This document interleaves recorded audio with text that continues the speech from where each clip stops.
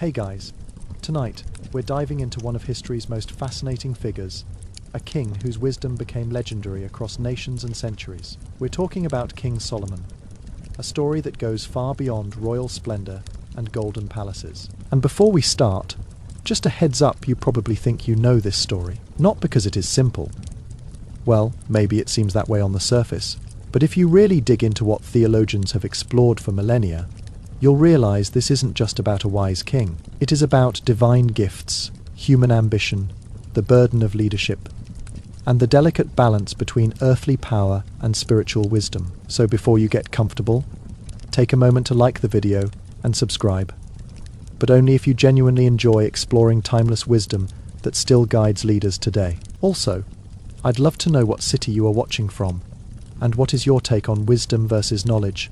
Can true understanding be taught? Now, dim the lights, maybe grab something warm to drink, and let's ease into tonight's journey together. In the ancient city of Jerusalem, as evening shadows grew long, King David lay upon his deathbed, surrounded by flickering oil lamps. The great warrior king, who had united Israel and conquered its enemies, now faced his final battle against time itself. His son Solomon, still young and uncertain, stood beside the ornate bed, watching his father's labored breathing in the quiet chamber. David's weathered hand reached out, grasping Solomon's with surprising strength, as if transferring more than just a kingdom through that touch. "My son," David whispered, his voice carrying the weight of decades of leadership, "the throne of Israel will soon be yours to inherit." Solomon felt the enormity of responsibility settling on his shoulders like a heavy cloak, knowing he would rule God's chosen people. The palace corridors echoed with hushed conversations as servants and officials prepared for the transition of power to come. David's eyes grew distant as he remembered his own rise from shepherd boy to king, knowing Solomon's path would be different. "Rule with wisdom, my son," David continued, his voice growing fainter with each word spoken in the lamp-lit chamber. "Seek the Lord's guidance in all things, for a king's heart is in the hands of the Almighty," David said. Solomon nodded solemnly, understanding that tomorrow would bring ceremonies, responsibilities, and the weight of an entire nation's destiny upon him. As dawn approached, David drew his final breath, and Solomon became king of Israel, inheriting a united kingdom at peace. The young King Solomon traveled to Gibeon, where the ancient tabernacle stood, to offer sacrifices to the Lord God. That night, as Solomon lay sleeping under the starlit sky, something extraordinary happened that would change the course of history. In his dream, the Lord appeared to Solomon, speaking with a voice that resonated through his very soul. "Ask what you wish me to give you," God said, offering the young king anything his heart could desire. Solomon could have requested long life, or riches beyond measure, or victory over all his enemies throughout the known world. Instead, the young king's response revealed the true nature of his character and his understanding of divine responsibility. "Give your servant a discerning heart to govern your people and to distinguish between right and wrong," Solomon replied humbly. This request pleased the Lord greatly, for Solomon had not asked for personal gain, but for wisdom to serve others. God granted Solomon's request, promising him wisdom and discernment unlike any king before or after him in all history. But the Lord also blessed Solomon with what he had not asked for: riches, honor, and length of days. When Solomon awoke from this divine dream, he knew his life and reign would be forever changed by this encounter. Back in Jerusalem, Solomon's wisdom began to manifest in ways that amazed all who witnessed his judgments and decisions. People traveled from distant lands to hear his counsel and to witness the extraordinary understanding he displayed daily. His court became a place where the most complex disputes were resolved with insight that seemed to transcend human understanding. Solomon spoke 3,000 proverbs and composed over 1,000 songs that captured timeless truths about life and human nature. He understood the natural world deeply, speaking of plants from the cedar of Lebanon to the hyssop growing from walls. His knowledge extended to animals, birds, reptiles, and fish, as if all creation revealed its secrets to his enlightened mind. Kings and queens from distant nations sent ambassadors to learn from Solomon's wisdom and to marvel at his understanding. The famous Queen of Sheba herself would eventually make the long journey to test his wisdom with difficult questions. One of Solomon's most famous demonstrations of wisdom involved two women who came before his throne in distress. Both women had recently given birth, but one child had died during the night, leading to a heartbreaking dispute. Each woman claimed the living child as her own, and there seemed to be no way to determine the truth. The first woman spoke tearfully. "This woman's son died, and she took my son while I was sleeping peacefully." The second woman protested, just as vehemently. "No, the living child is mine, and the dead child belongs to her." Solomon listened carefully to both women's pleas, observing their emotions and the desperation in their voices throughout the hearing. Then the king called for a sword to be brought before his throne, causing murmurs of confusion throughout the court. "Divide the living child in two, and give half to one and half to the other," Solomon commanded solemnly. The first woman immediately cried out, "Please, my lord, give her the child, but do not kill the innocent baby." The second woman callously replied, "Neither of us shall have him.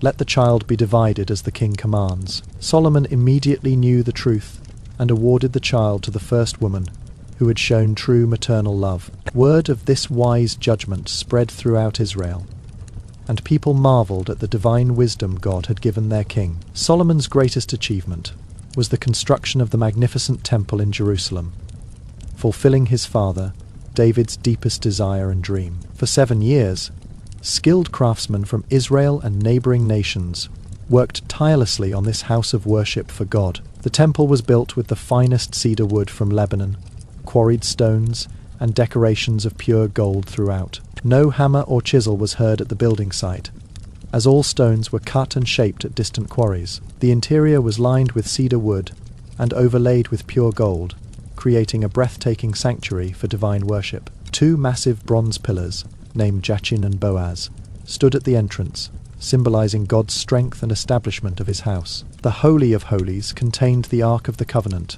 where God's presence would dwell among his people. When the temple was completed, Solomon organized a magnificent dedication ceremony, with sacrifices and celebration lasting 14 days continuously. As Solomon prayed the dedication prayer, fire came down from heaven, consuming the sacrifices and filling the temple with glory. The Lord appeared to Solomon again, promising to dwell in this house forever, if Israel remained faithful to him. This temple became the center of Israel's worship, and the symbol of God's presence among his chosen people for generations. News of Solomon's wisdom and the splendor of his kingdom reached the ears of the Queen of Sheba. This powerful queen ruled a wealthy kingdom in the south, known for its spices, gold, and precious stones. Skeptical of the reports she had heard, she decided to journey to Jerusalem to test Solomon's reputation personally. She arrived with a great caravan of camels, bearing spices, gold, and precious stones as gifts for the king. The queen came prepared with hard questions and riddles,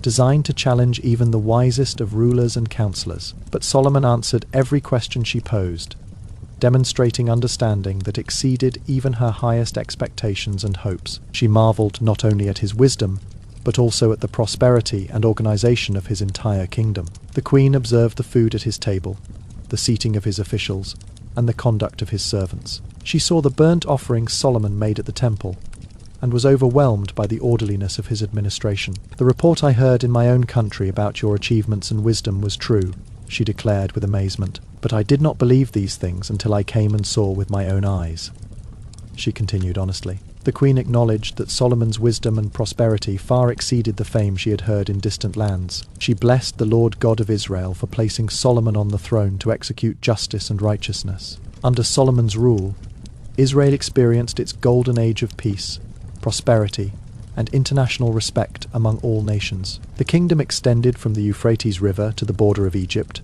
with tributary nations paying homage regularly. Solomon's daily provisions included 30 measures of fine flour, 60 measures of meal, and livestock in abundance for his household. Peace reigned throughout the land, and every man sat under his own vine and fig tree without fear. Solomon maintained 40,000 stalls of horses for his chariots, and 12,000 horsemen for his army's cavalry. His fleet of ships traded with distant lands, bringing back gold, silver, ivory, apes, and exotic peacocks every 3 years. The king's throne was made of ivory, and overlaid with pure gold, with 6 steps leading up to it. 12 lions stood on the steps, one at each end of each step, creating an impressive symbol of royal authority. All of Solomon's drinking cups were made of gold, and silver was considered as common as stones in Jerusalem. Kings from every nation sought audience with Solomon to hear the wisdom God had put in his heart and mind.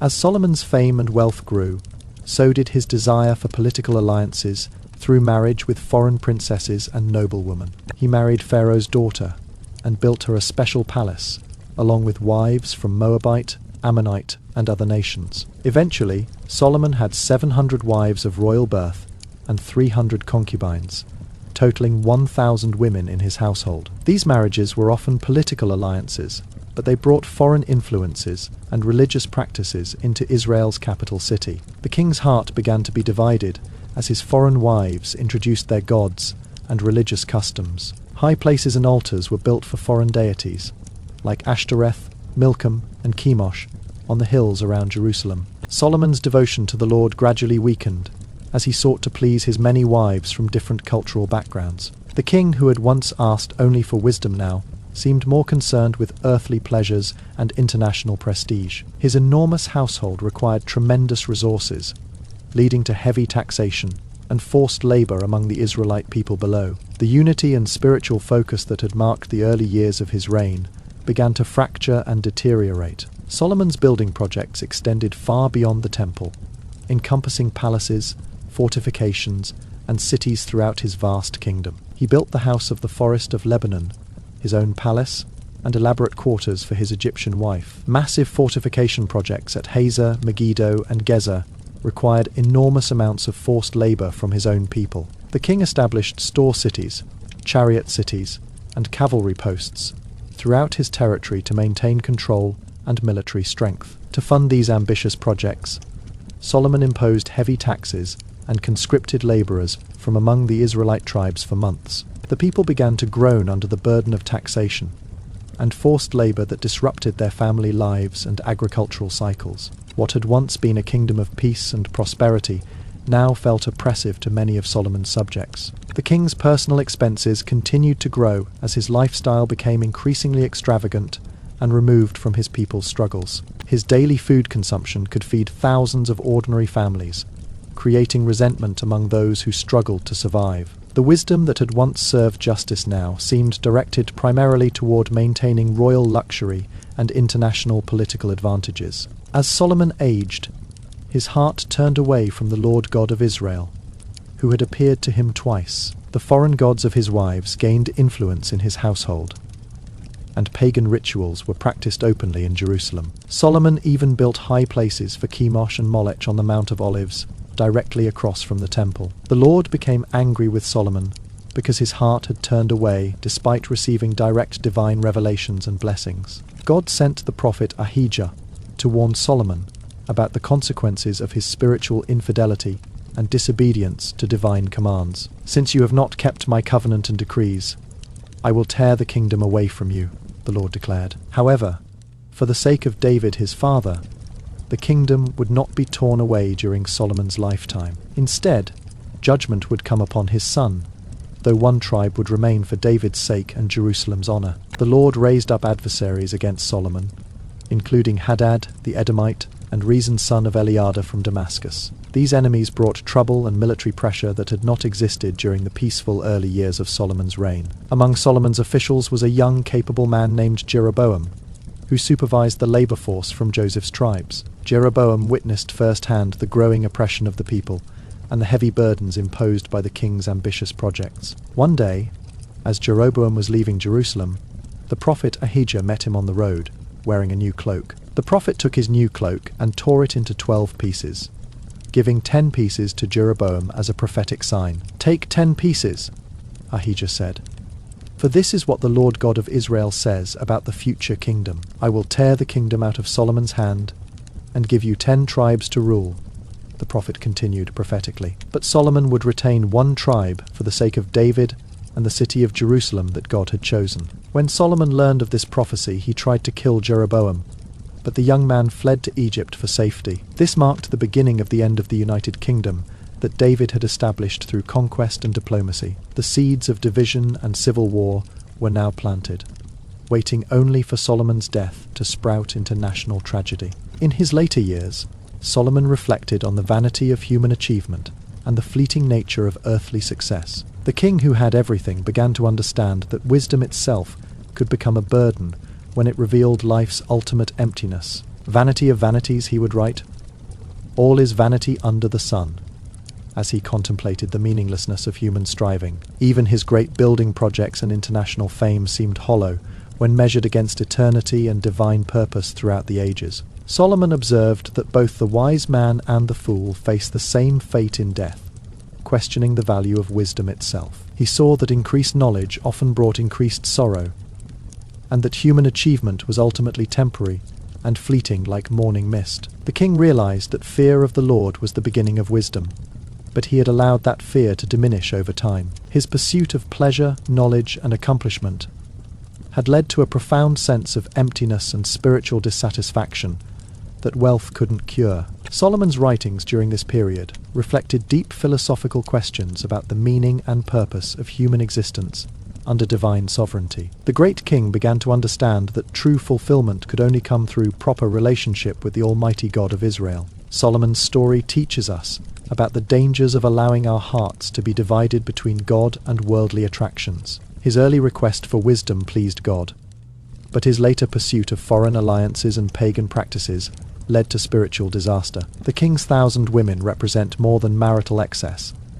They symbolize the gradual compromise of spiritual principles for political advantage. Each marriage seemed reasonable at the time, but collectively they led Solomon away from exclusive devotion to the Lord God. His magnificent temple stood as a testament to his devotion, yet his own heart became a temple to foreign gods. The irony of Solomon's life was that his greatest strength, wisdom, became ineffective when separated from spiritual obedience and humble submission. His international fame and incredible wealth could not satisfy the deep longing for meaning that only God could fulfill completely. Solomon learned too late that accumulating knowledge and possessions without maintaining spiritual focus leads to emptiness and ultimate futility in life. The king's later writings in Ecclesiastes reflect his mature understanding of life's vanity when lived apart from divine purpose.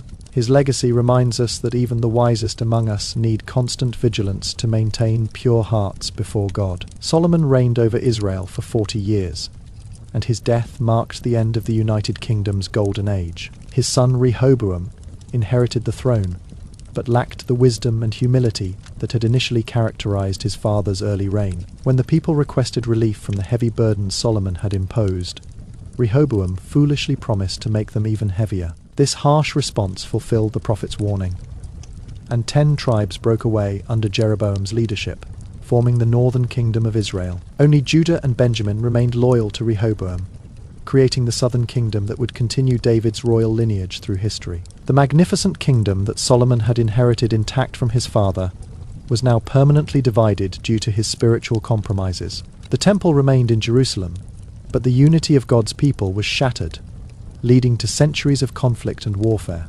Solomon's legacy became a mixed one, remembered for his wisdom and building projects, but also for his role in dividing the kingdom. His reign demonstrated both the heights of human achievement and the depths of spiritual failure that can coexist in one person. The Golden Age was over, and Israel would never again experience the peace, prosperity, and international respect of Solomon's early years. Despite his personal failures, Solomon's contributions to wisdom literature continue to influence people thousands of years after his death. The Book of Proverbs contains practical wisdom for daily living, covering relationships, work, money, and character development with timeless insight. His observations about human nature, leadership, justice, and moral behavior remain remarkably relevant to contemporary life and modern challenges. Ecclesiastes offers profound philosophical reflections on the meaning of life and the futility of human striving apart from divine purpose. The Song of Solomon celebrates the beauty and passion of romantic love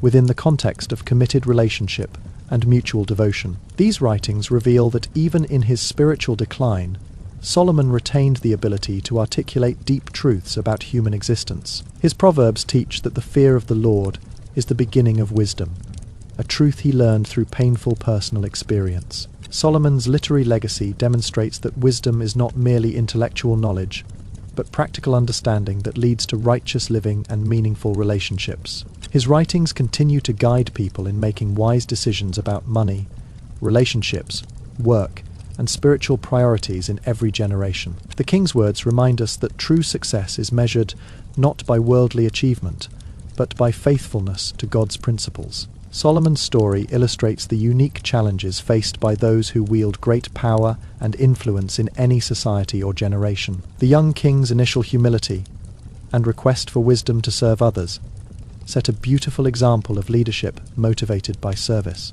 However, his gradual shift toward self-serving priorities demonstrates how power can corrupt even the most well-intentioned leaders over extended periods. His 1,000 women and excessive lifestyle show how unlimited resources can lead to moral compromise and spiritual decay without proper accountability. The forced labor and heavy taxation that funded his projects reveal how leaders can lose touch with their people's struggles. Solomon's foreign alliances, while politically advantageous, ultimately compromised the spiritual integrity that should have guided his decisions as God's appointed king. His story warns modern leaders about the importance of maintaining spiritual principles, even when compromise seems expedient or beneficial. The division of the kingdom after his death demonstrates how a leader's personal failures can have lasting consequences for entire nations. Solomon's example teaches that wisdom without righteousness becomes mere cleverness, and knowledge without obedience leads to spiritual emptiness and ultimate failure.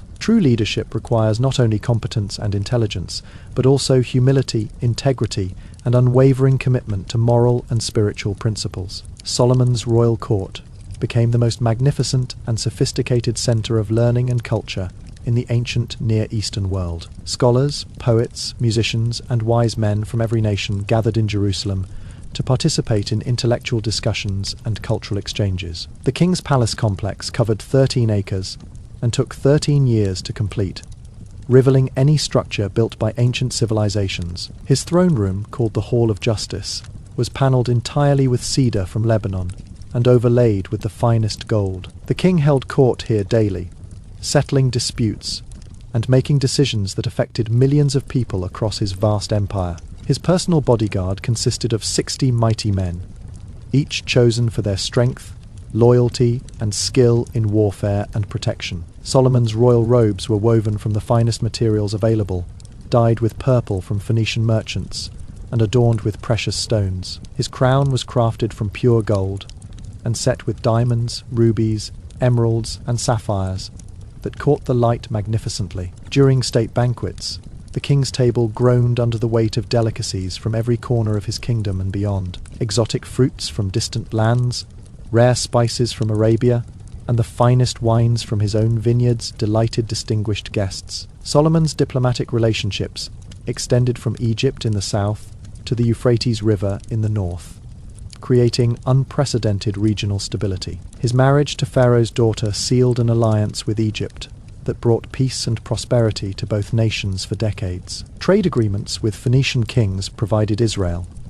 with skilled craftsmen and access to Mediterranean commercial networks spanning the known world. Solomon's merchant fleet sailed from Ezion-Geber on the Red Sea, returning every 3 years with incredible wealth and exotic goods. These ships brought gold from Ophir, silver from Spain, precious stones from India, and ivory from the mysterious lands of Africa. His traders also imported horses from Egypt and Cilicia, selling them to kings throughout Syria and the Hittite territories for substantial profits. The Queen of Sheba's visit represented just one of many royal exchanges that brought knowledge and wealth to Solomon's kingdom. Ambassadors from distant lands established permanent residences in Jerusalem, creating an international community within the royal city's walls. This cosmopolitan atmosphere exposed Solomon and his court to ideas, philosophies, and religious practices from across the civilized world at that time. The cultural exchange enriched Israel's understanding, but also introduced spiritual temptations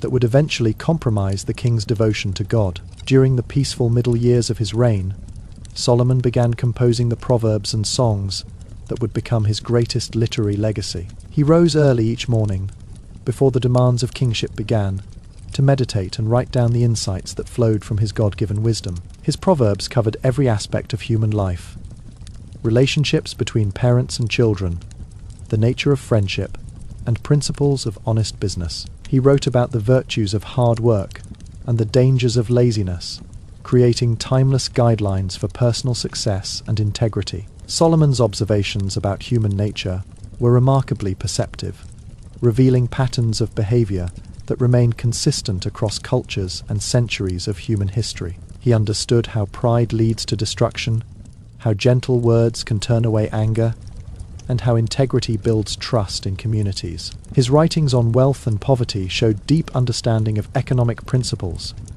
and the spiritual dangers that accompany both extremes of fortune. The king's proverbs about marriage and family relationships provided guidance that helped strengthen the social fabric of his kingdom and beyond. Solomon also composed over 1,000 songs, many celebrating the beauty of creation and the joy of life lived in harmony with God's design. These musical compositions were performed at court and in the temple, spreading throughout Israel and influencing the nation's cultural and spiritual development significantly. Beyond the temple and his own palace, Solomon initiated massive infrastructure projects that transformed the landscape of ancient Israel completely. He fortified key strategic cities throughout his kingdom, creating an interconnected network of military strongholds that could defend against any invasion attempt. The city of Hazor in the north was rebuilt with massive walls and sophisticated water systems that could withstand extended siege warfare. Megiddo became a chariot city, housing hundreds of horses and war chariots that could be deployed rapidly to any threatened border region. Gezer, received as a wedding gift from Pharaoh, was rebuilt as a fortress guarding the crucial road between Jerusalem and the Mediterranean coast. Solomon constructed elaborate water systems, including cisterns, aqueducts, and pools that ensured reliable water supplies for his major cities during droughts. His engineers built roads that connected every corner of his kingdom, facilitating trade, communication, and the rapid movement of military forces when necessary. Storage cities were established throughout the realm, filled with grain and supplies that could sustain the population during years of famine or war. The king's building projects provided employment for thousands of workers, but also required heavy taxation and forced labor that gradually bred resentment. These construction efforts demonstrated Solomon's administrative genius, but also revealed his growing detachment from the struggles of ordinary citizens in his kingdom. The Queen of Sheba's journey to Solomon's court involved months of preparation and a caravan stretching for miles across the desert sands. Her entourage included hundreds of servants, guards, and advisors, along with camels bearing gifts worth a king's ransom in gold and spices. Upon arriving in Jerusalem, she was housed in guest quarters that rivaled the luxury of her own palace in the distant south. For weeks, she attended Solomon's court sessions, observing his decision-making process and marveling at the wisdom displayed in every judgment he rendered. The queen brought complex riddles and difficult questions that had stumped the wisest counselors in her own kingdom for years without resolution. Solomon answered each challenge with insights that revealed not just knowledge, but deep understanding of human nature and divine principles governing life. She toured his palace complex, examined his administrative systems, and studied the organization that allowed him to govern such a vast territory effectively. The queen was particularly impressed by the order and contentment she observed among Solomon's officials and servants throughout the royal compound daily. During formal banquets, she witnessed the abundance of Solomon's table and the sophisticated etiquette that marked his court as truly civilized and refined. Her final evaluation acknowledged that Solomon's wisdom and prosperity exceeded even the most enthusiastic reports she had received in her homeland. Before departing, she exchanged gifts with Solomon that established ongoing trade relationships between their distant kingdoms for generations to come. Her visit became legendary, inspiring stories and songs that spread Solomon's fame even further throughout the ancient world's commercial and diplomatic networks. As Solomon's wealth and power grew, the simple faith and humility of his early reign gradually gave way to pride and self-indulgence. The king began to surround himself with luxury that separated him increasingly from the daily struggles and concerns of his ordinary subjects. His personal staff grew to include hundreds of servants, whose only purpose was to cater to his comfort and whims throughout each day. Solomon's appetite for exotic foods led to daily menus that cost more than most families earned in an entire year of agricultural labor. The king's clothing became so elaborate and expensive that changing his wardrobe became a daily ceremony involving dozens of attendants and precious materials. His personal quarters in the palace were redecorated constantly, with new treasures acquired from distant lands through trade and diplomatic gifts continuously. Solomon began to view himself as superior to other kings, expecting elaborate ceremonies and demonstrations of submission from visiting dignitaries and ambassadors regularly. The humble young man who had once asked God for wisdom to serve others was gradually becoming a monarch focused primarily on his own glory. His court developed complex protocols that emphasized his exalted status, rather than the servant leadership he had originally exemplified in his early years. This transformation in Solomon's character created distance between him and his people, who began to see him as remote and unconcerned with their welfare. Solomon's political marriages brought women from Egypt,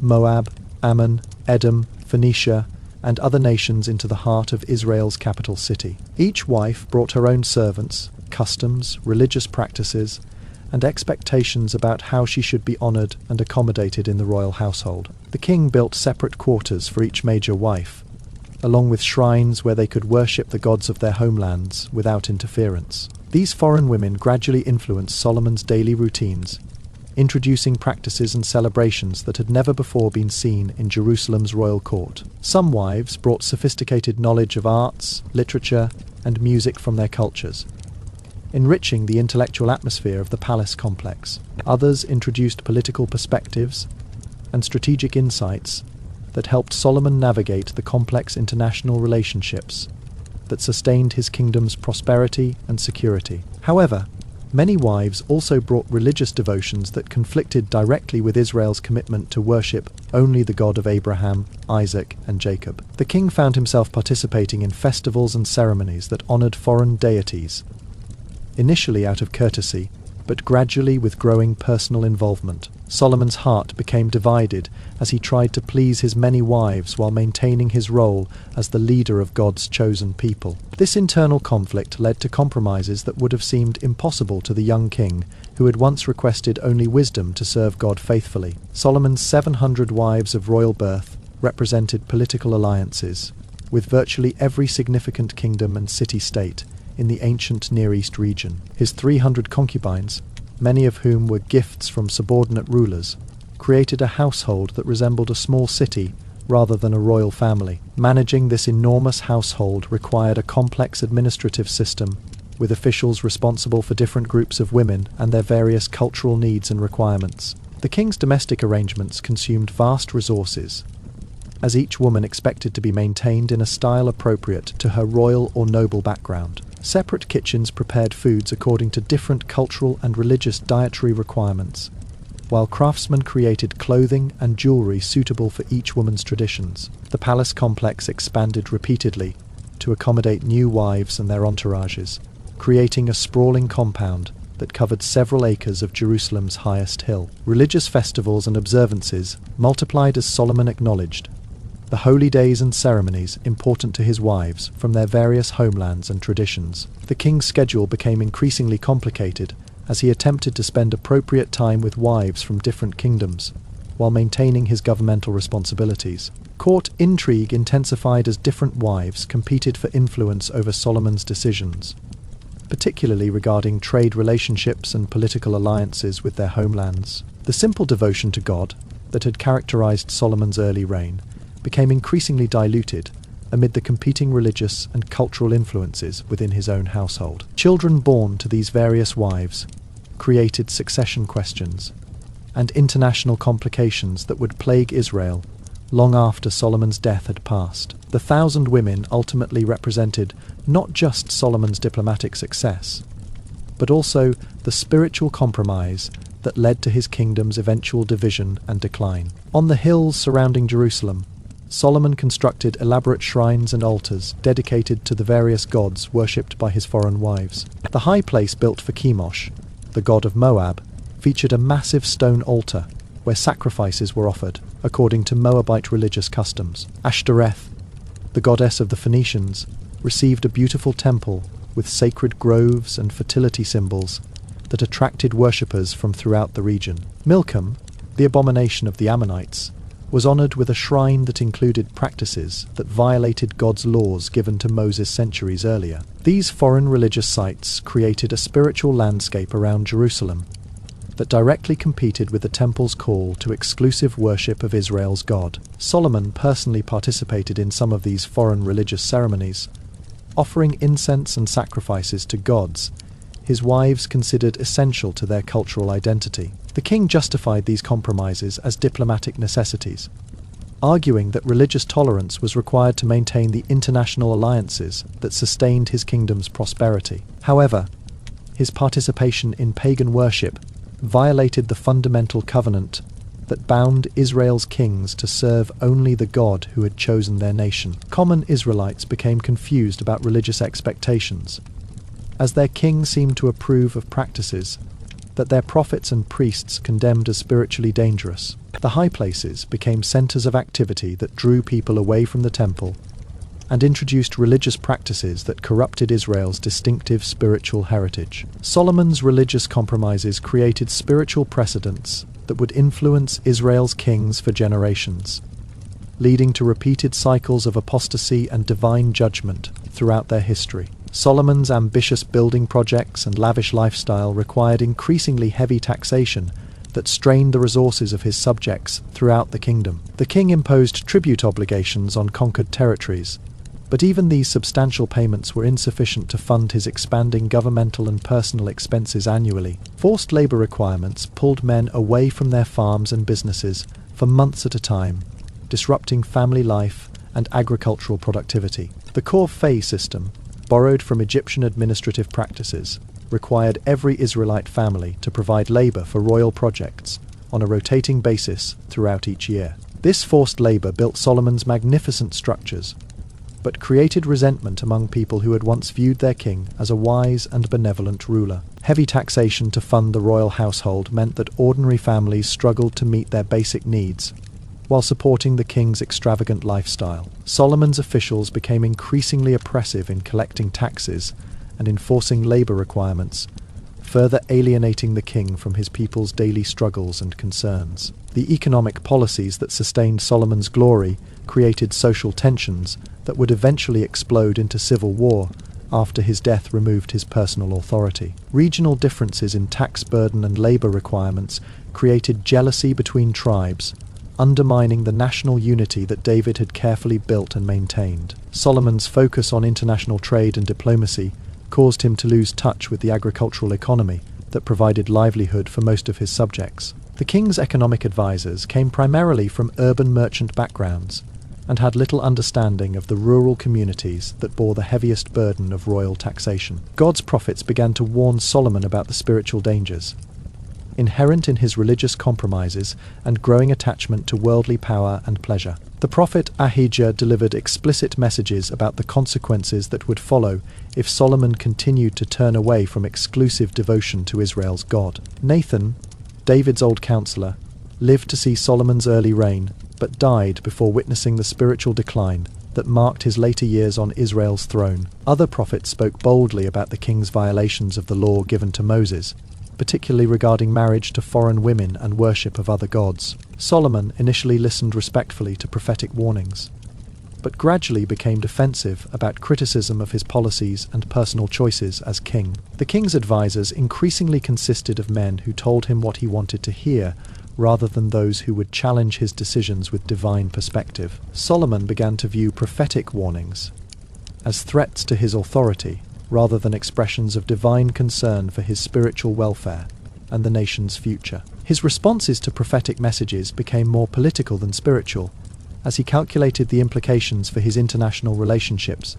and domestic stability instead. The king's heart hardened, as he chose repeatedly to prioritize immediate political and economic advantages over long-term spiritual consequences for himself and his kingdom. God's patience with Solomon's apostasy had limits, and divine warnings became increasingly severe as the king persisted in practices that violated his covenant responsibilities. The prophetic voices that had once guided and encouraged Solomon now proclaimed judgment and warned of coming division in the kingdom he had inherited intact. Despite his personal spiritual failures, Solomon continued to produce literary works that captured profound insights about human nature and divine truth. The Book of Proverbs emerged from his daily observations about life, relationships, money, work, and the consequences of wise and foolish choices. His proverbs about parenting provided guidance that helped families throughout Israel raise children who would contribute positively to their communities and nation. Solomon's insights about friendship taught people how to choose companions wisely and maintain relationships that would enrich rather than corrupt their lives. The king's observations about business ethics established principles of honest dealing that created trust and prosperity in commercial relationships throughout his kingdom and beyond. His proverbs about leadership offered wisdom for those in positions of authority, emphasizing servant leadership and justice rather than self-serving uses of power. Solomon wrote extensively about the relationship between wealth and character, warning against both the pride of riches and the bitterness of poverty. The Song of Solomon celebrated romantic love and marriage as divine gifts to be treasured and protected within the bounds of commitment and faithfulness. Ecclesiastes, written later in his life, reflected Solomon's mature understanding of life's vanity when pursued apart from proper relationship with God and divine purpose. These writings revealed that even in his spiritual decline, Solomon retained the ability to articulate truths that would guide and inspire people for thousands of years. His literary legacy demonstrated that God's gifts, once given, could continue to bless others, even when the recipient failed to maintain the spiritual condition that merited such gifts. Solomon's governmental system became a model of administrative efficiency that influenced political organization throughout the ancient world for centuries to come. The kingdom was divided into 12 administrative districts, each responsible for providing the royal household's needs for 1 month of each year. This system distributed the economic burden of supporting the government more equitably than previous arrangements, while ensuring adequate resources for royal operations year-round. District governors were appointed based on ability rather than tribal affiliation, creating a merit-based system that promoted competence in governmental administration. These officials oversaw tax collection, public works projects, military recruitment, and judicial functions within their assigned territories throughout the kingdom. Solomon's court included specialists in various fields,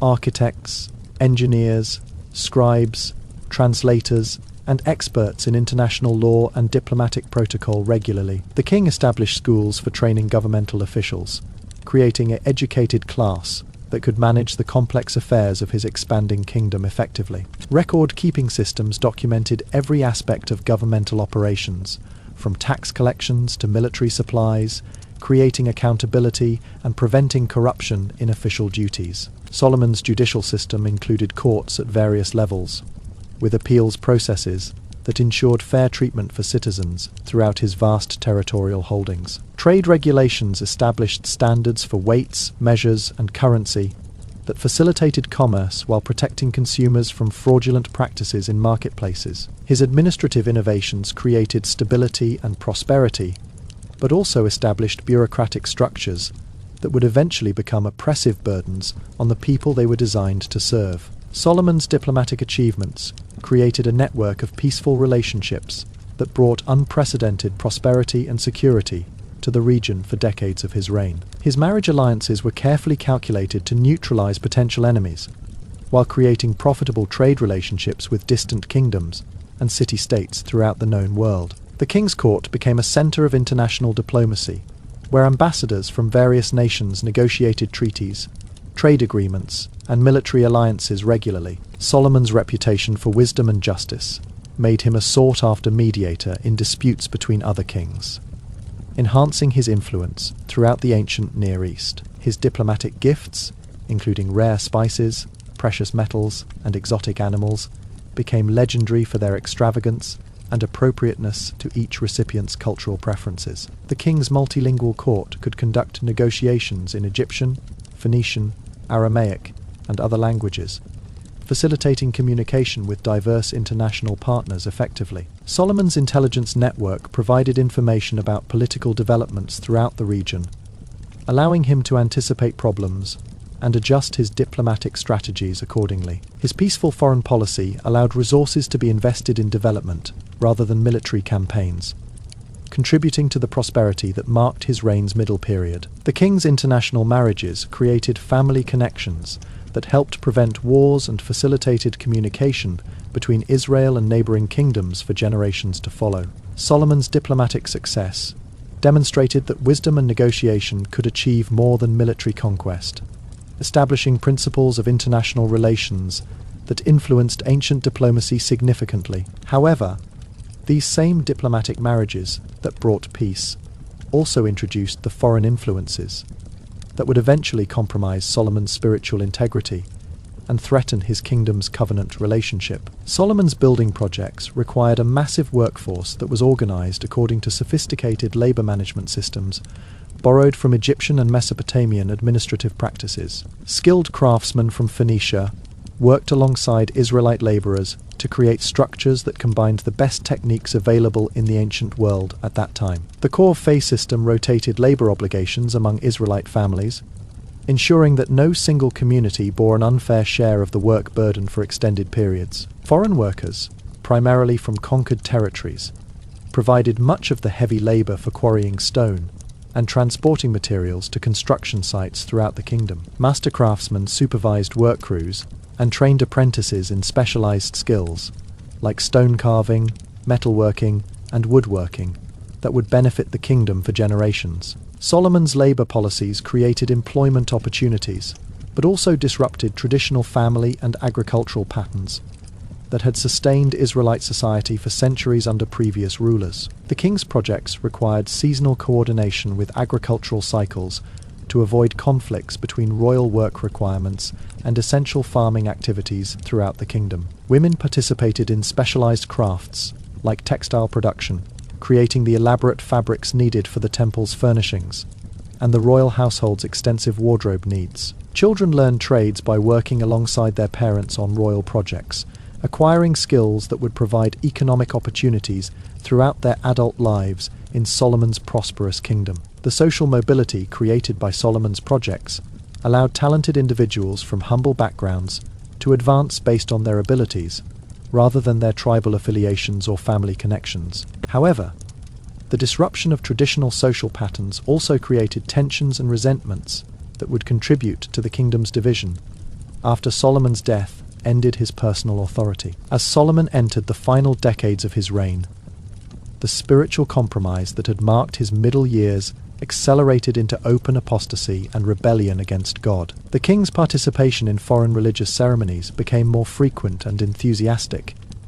as he seemed to find genuine satisfaction in the variety of spiritual experiences available. His construction of high places for foreign gods expanded to include more elaborate and expensive shrines that rivaled the temple itself in their architectural magnificence. Solomon's prayers and worship at the temple became increasingly perfunctory, performed more as royal duty than expressions of genuine devotion to the God of Israel. The king's theological understanding became confused as he attempted to synthesize contradictory religious teachings from the various cultures represented in his household and court. His decisions increasingly reflected political calculations rather than the divine wisdom that had marked his early reign and made him famous throughout the ancient world. Court corruption increased as officials realized that the king was more interested in maintaining international relationships than enforcing justice and righteousness within his own kingdom. Solomon's relationship with his people deteriorated as his focus shifted toward international prestige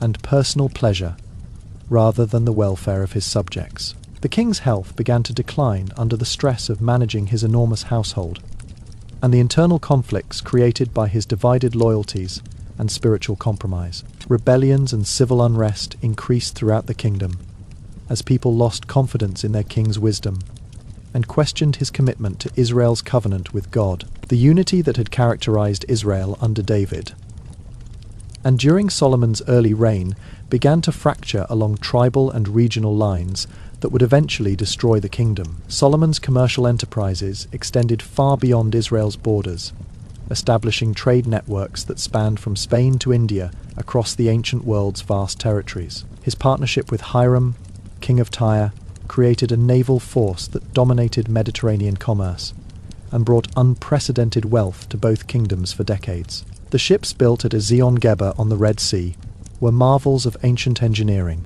capable of carrying massive cargo loads across treacherous ocean waters. These vessels returned every 3 years laden with gold from Ophir, peacocks from India, apes from Africa, and precious stones from mysterious distant lands. Solomon's merchant captains became skilled navigators who pioneered new trade routes and established commercial relationships with previously unknown kingdoms and civilizations throughout the world. The king's commercial success depended on his ability to maintain peaceful relationships with nations that controlled strategic ports and overland trade routes. His diplomatic marriages often served dual purposes, cementing political alliances, while opening new markets for Israeli goods and services in distant territories. Solomon's traders carried not only physical goods, but also ideas, technologies, and cultural influences that enriched civilizations throughout the ancient Mediterranean and beyond. The king's commercial policies generated tremendous tax revenue that funded his building projects, while creating employment opportunities for thousands of craftsmen and laborers. However, this focus on international trade also made Israel dependent on foreign relationships and vulnerable to economic disruption when diplomatic tensions arose between nations. The wealth generated by Solomon's commercial enterprises created a merchant class that gradually gained political influence and challenged traditional tribal authority structures throughout the kingdom. Solomon's personal palace took 13 years to complete and covered more area than the temple itself, reflecting his growing focus on royal grandeur over religious devotion. The House of the Forest of Lebanon served as an armory and reception hall, with rows of cedar pillars supporting a roof covered in precious metals. His throne room, called the Hall of Justice, featured ivory steps leading to a golden throne flanked by 12 golden lions, representing Israel's 12 tribes. The king's private quarters included bedrooms, dining halls, libraries, and recreational areas that rivaled the luxury of any ancient civilization's royal accommodations throughout history. Elaborate gardens surrounded the palace complex, featuring exotic plants and trees from every corner of Solomon's trade network, creating a botanical paradise in Jerusalem's hills. Fountains and pools provided both beauty and practical cooling systems, while carefully designed walkways created private spaces for meditation and relaxation within the busy palace. Solomon's daily routine included ceremonial activities that emphasized his status, formal dress ceremonies, state meals, and audiences with officials and foreign dignitaries regularly. The king's personal staff included hundreds of servants organized into specialized departments: wardrobe keepers, food preparers, musicians, guards, and administrative assistants for every conceivable need. His personal bodyguard consisted of elite warriors from various nations, chosen for their loyalty and skill rather than their tribal affiliations or family connections. Solomon's recreational activities included hunting expeditions, musical performances, intellectual discussions, and elaborate banquets that demonstrated his kingdom's prosperity to visiting dignitaries from distant lands. The palace became a symbol of royal power that impressed foreign visitors, but also created distance between the king and his subjects throughout Israel. Solomon's reign marked a golden age of artistic and intellectual achievement that influenced Middle Eastern culture for centuries after his death and kingdom's division. The king patronized poets, musicians, architects, and scholars from across the known world, creating an international community of learning in Jerusalem's royal court. His court musicians developed new musical instruments and composed songs that blended Hebrew melodies with international influences, creating a unique artistic synthesis of ancient cultures. Skilled craftsmen working on Solomon's projects innovated new techniques in metalworking, stone carving, and textile production that advanced ancient technology and artistic expression significantly. The king's library contained scrolls and tablets from Egypt, Mesopotamia, Phoenicia, and other civilizations, making Jerusalem a center of ancient learning and scholarship. Solomon personally contributed to this cultural flowering through his proverbs, songs, and philosophical writings that demonstrated the intersection of wisdom and artistic expression throughout human experience. Court ceremonies and festivals became elaborate productions that showcased Israel's cultural achievements, while honoring the traditions of Solomon's many foreign wives and diplomatic partners. The king's architectural projects set new standards for beauty and grandeur that influenced building design throughout the ancient Near East. for generations to come. Artists from distant lands came to study techniques developed in Solomon's workshops, spreading Israeli artistic innovations across international trade networks and cultural exchange systems. The cultural achievements of Solomon's reign created a lasting legacy that survived the kingdom's political division and continued to influence regional civilization for centuries. However, this cultural flowering also introduced foreign influences that gradually undermined Israel's distinctive religious and moral heritage over time and through subsequent generations. Solomon's attempt to accommodate the religious practices of his foreign wives created a theological confusion that challenged Israel's monotheistic foundation and covenant relationship with God. The king began to view different gods as regional expressions of divine power, rather than false idols that competed with Israel's covenant God for worship and loyalty. His participation in foreign religious ceremonies gradually evolved from diplomatic courtesy to genuine spiritual seeking, as he explored various forms of ancient religious expression. Solomon's theological thinking became influenced by Egyptian wisdom traditions that emphasized cosmic order and divine justice, rather than personal relationship with a covenant-keeping God. The king's religious practices began to emphasize ritual performance and international diplomacy, rather than the heartfelt obedience and exclusive devotion required by Israel's covenant responsibilities. His construction of high places for foreign gods represented more than accommodation. It demonstrated his belief that multiple forms of worship could coexist peacefully. Solomon's prayers became increasingly generic and philosophical, rather than specifically addressed to the God of Abraham, Isaac, and Jacob, who had chosen Israel uniquely. The king's religious advisors came to include priests and wise men from various traditions, diluting the influence of Israel's covenant-based religious leadership. His understanding of divine became confused as he attempted to synthesize contradictory religious teachings from cultures with fundamentally different theological worldviews and moral frameworks. Solomon's religious synthesis created spiritual confusion among his people, who struggled to understand what God expected from them as his chosen covenant community. This theological confusion would have lasting consequences for Israel's spiritual development and contribute significantly to the moral and religious chaos of later generations throughout history. Solomon's governmental system evolved into a complex bureaucracy that efficiently managed his vast kingdom, but gradually became oppressive and disconnected from the people it served. The king appointed 12 district governors, who were responsible for collecting taxes, overseeing public works, and maintaining order within their assigned territories throughout the year. Each district was required to provide the royal household's needs for 1 month annually, creating a rotation system that distributed the burden of supporting the government. Solomon's central administration included specialized departments for military affairs, foreign relations, public works, religious activities, and commercial enterprises that operated with remarkable efficiency and coordination. The king's record-keeping systems documented every aspect of governmental operations, from tax collections to military supplies, creating accountability mechanisms that prevented corruption and mismanagement. His judicial system included courts at local, regional, and national levels, with clear procedures for appeals and standardized legal codes that ensured consistent application of justice. Solomon's civil service attracted talented individuals from throughout his kingdom and beyond, creating an educated class of professional administrators who served government efficiently. However, this bureaucratic system also created multiple layers of officials between the king and his people, making government increasingly remote from citizens' daily concerns. The cost of maintaining this elaborate administrative structure required heavy taxation that gradually eroded popular support for Solomon's rule throughout his later years. Bureaucratic procedures became increasingly complex and time-consuming, creating frustration for citizens who needed governmental services or sought justice through official channels within the kingdom. The efficiency that marked Solomon's early governmental innovations gradually gave way to bureaucratic rigidity that stifled innovation and responsiveness to changing conditions and citizen needs. Solomon's military forces represented a revolutionary departure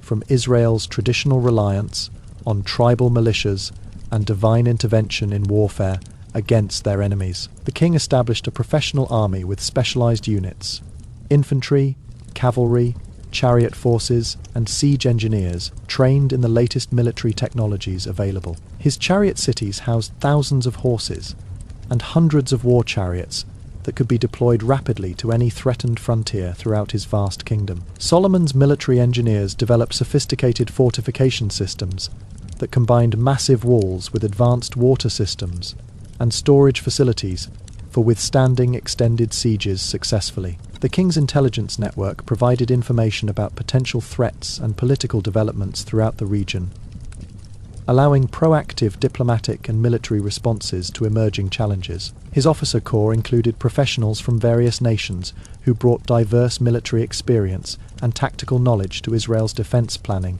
and strategic thinking. Solomon's navy protected commercial shipping routes and projected military power across Mediterranean waters, demonstrating Israel's emergence as a regional maritime force for the first time. The king's military policies emphasized deterrence through strength rather than aggressive conquest, maintaining peace through demonstrated capability to defend Israel's interests effectively. His weapons manufacturing systems produced advanced equipment that kept Israeli forces technologically competitive with potential enemies throughout the ancient Near East region. Solomon's fortification projects created a network of defensive positions that could coordinate mutual support and control strategic passages throughout his kingdom's extensive borders. However, maintaining this sophisticated military establishment required enormous resources that contributed to the economic burden that gradually alienated his people from their government. Solomon's court became a center of scientific inquiry and technological innovation that advanced human knowledge and practical capabilities throughout the ancient world significantly. The king's personal interest in natural philosophy led to systematic studies of botany, zoology, astronomy, and medicine that expanded understanding of the natural world. His building projects required engineering solutions that pushed the boundaries of ancient technology, particularly in areas of construction, metallurgy, and water management systems. Solomon's craftsmen developed new techniques for working with bronze, iron, and precious metals that created stronger and more beautiful objects than previously possible. The king's agricultural advisors introduced new crops and farming methods that increased food production and supported his kingdom's growing population throughout the region. His medical practitioners combined traditional healing knowledge with new treatments learned from foreign physicians who served in his international court and diplomatic network. Solomon's astronomers created more accurate calendars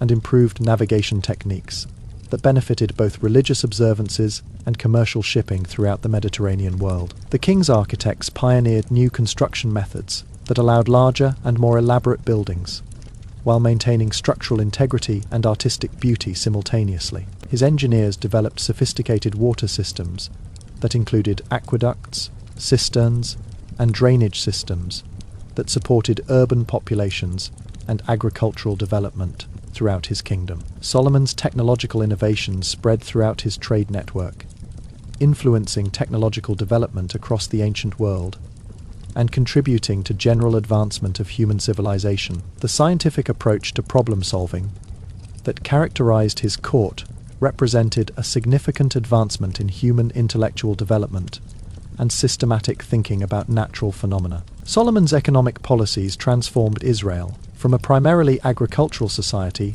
into a complex economy with international trade, manufacturing, and service sectors operating simultaneously. The king's commercial success created new social classes: merchants, craftsmen, administrators, and professionals who owed their prosperity to royal patronage rather than traditional tribal relationships. His building projects provided employment opportunities that drew people from rural areas to urban centers, creating population shifts that changed Israel's demographic patterns permanently. Solomon's taxation and labor policies created wealth disparities that challenged traditional egalitarian values and created social tensions between economic classes throughout his kingdom. The king's international trade relationships introduced foreign goods, ideas, and customs that influenced daily life and gradually changed traditional Israelite cultural practices and values. His economic success attracted immigrants from neighboring nations who brought diverse skills and perspectives, but also created cultural tensions within traditionally homogeneous communities. Solomon's monetary policies standardized weights and measures, while introducing new forms of currency that facilitated commerce, but also created opportunities for economic manipulation and fraud. The king's commercial enterprises required legal systems that could handle complex business relationships, leading to new laws and procedures for commercial disputes and international agreements. His economic prosperity created leisure time for artistic and intellectual pursuits among wealthy classes, while increasing work burdens for laborers who supported these activities through taxation. Solomon's economic transformation laid foundations for Israel's continued development, but also created vulnerabilities that would contribute to political instability after his death ended his personal authority. The social changes accompanying economic transformation created generational tensions as younger people adapted to new opportunities,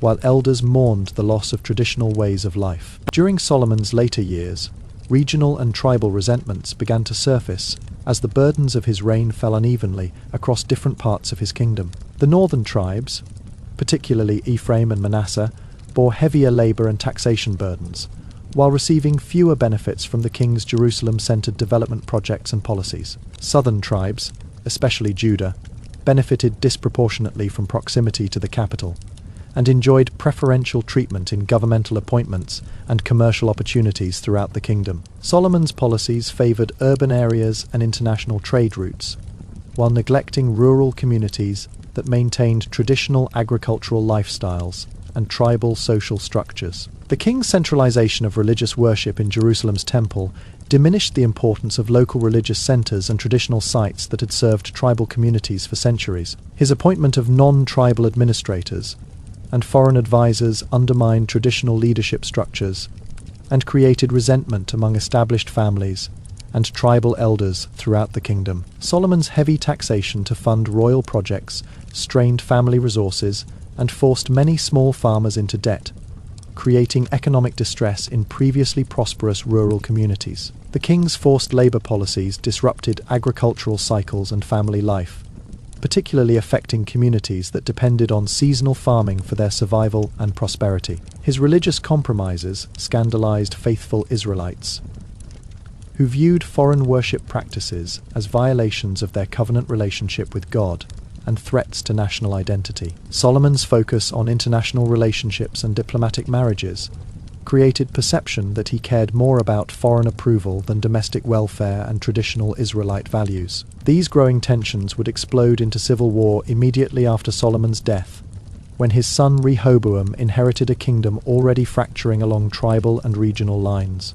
As Solomon aged, his once sharp mind showed signs of the spiritual and intellectual confusion that resulted from decades of compromise and divided loyalties. The king's decision-making became increasingly erratic as he struggled to balance competing demands from foreign wives, international allies, and increasingly restive subjects at home. His health declined under the stress of managing enormous governmental responsibilities, while maintaining the exhausting social obligations created by his 1,000 women and international relationships. Solomon's relationship with God became distant and formal as years of religious compromise made genuine prayer and worship increasingly difficult for his conflicted heart. The king's advisors increasingly consisted of men who told him what they thought he wanted to hear, rather than those who would provide honest counsel about his kingdom's growing problems. His once famous wisdom seemed to desert him when making personal decisions, even as he continued to offer sound advice to others who sought his counsel for their problems. Solomon's literary works during this period reflected growing pessimism about human achievement and the meaninglessness of worldly success when separated from divine purpose and spiritual fulfillment. The king's physical strength declined as he entered his 60s, making the demands of governing and maintaining his elaborate household increasingly burdensome for his aging body. His memory began to fail occasionally, creating awkward situations during diplomatic ceremonies and official functions that required precise protocol and careful attention to detail. Solomon's emotional state became increasingly unstable as he realized that his kingdom was fracturing and his spiritual condition had deteriorated beyond easy restoration or repair. The great king, who had once been the wisest man on earth, now faced the reality that wisdom without righteousness leads ultimately to emptiness and regret. As we drift toward peaceful sleep, we reflect on Solomon's extraordinary journey from a humble young king seeking divine wisdom to serve his people faithfully. His early prayer for understanding and discernment, rather than personal wealth or power, provides a timeless model for anyone entrusted with leadership responsibilities over others. Yet Solomon's gradual spiritual decline serves as a sobering warning about the subtle dangers of pride, compromise, and the erosion of our deepest commitments over time. His 1,000 women represented more than marital excess. They symbolized the accumulation of seemingly reasonable compromises that ultimately destroyed his spiritual integrity and relationship with God. The magnificent temple that Solomon built for God's glory became overshadowed by the foreign shrines he erected to please his wives and accommodate international diplomatic relationships. His literary legacy continues to bless millions of people worldwide, demonstrating how God can use even flawed individuals to accomplish eternal purposes that transcend human failure. Solomon's administrative innovations and economic policies created prosperity and international respect for Israel, while establishing governmental principles that influenced ancient civilizations for centuries. His diplomatic achievements brought unprecedented peace to the region, showing that wisdom and negotiation can accomplish more than military force in international relationships throughout history. The division of Solomon's kingdom after his death reminds us that our personal choices have consequences extending far beyond our individual lives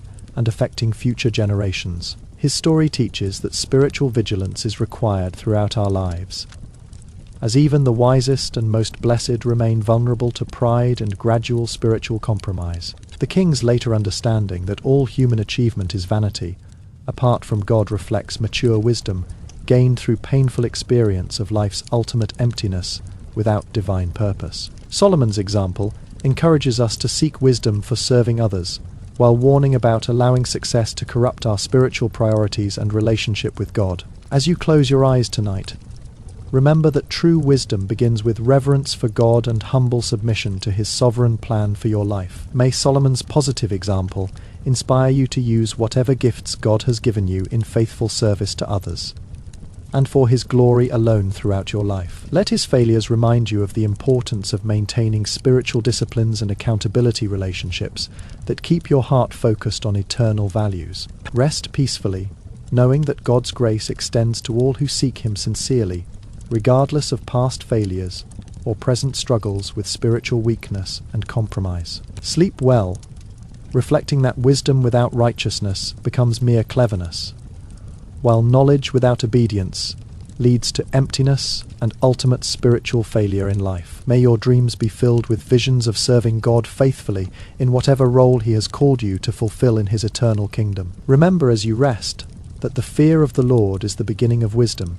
bringing peace that surpasses human understanding to troubled hearts. Close your eyes with gratitude for the lessons Solomon's complex legacy teaches about both human potential and our deep spiritual need for divine grace. Let his story inspire humility about your own spiritual journey, while encouraging confidence in God's ability to work through imperfect people for eternal purposes. Rest in the assurance that true fulfillment comes, not from accumulating wealth, power, or knowledge, but from faithful relationship with the God who created you for his glory.